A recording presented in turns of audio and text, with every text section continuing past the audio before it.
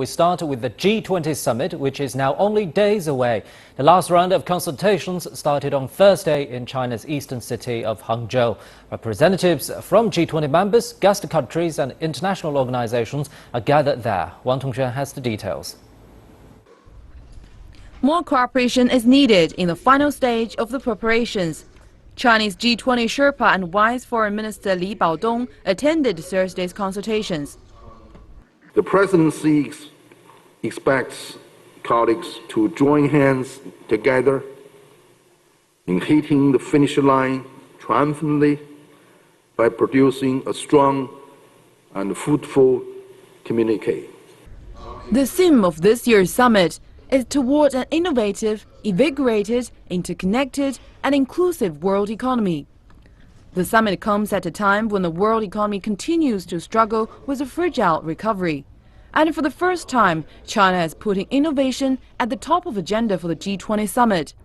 China is striving to drive growth with innovation-driven strategies and structural reform.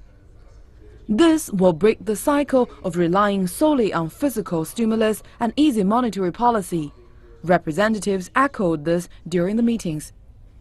And I think one of the important outcomes of China's presidency is breaking a new path for growth as one of the key outcomes, where China is speaking of a new blueprint for innovation.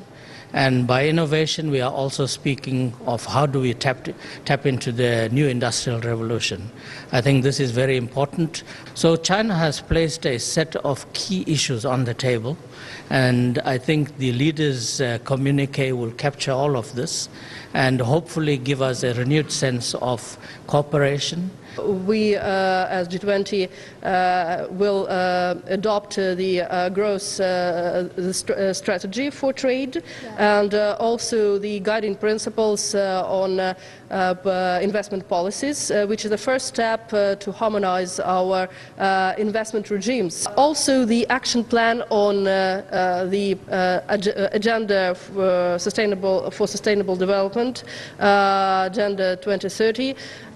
It is a very important outcome, and G20 countries unanimously agreed to lead the work on achieving sustainable development goals and support the UN-led work in this area. Meetings will continue today. Representatives plan to come up with a communique and submit it for leaders' approval. The 2016 G20 summit will be held in Hangzhou from September the 4th to 5th. It is the 11th G20 meeting and the first ever G20 summit to be held in China. Wang Tongxuan, CCTV.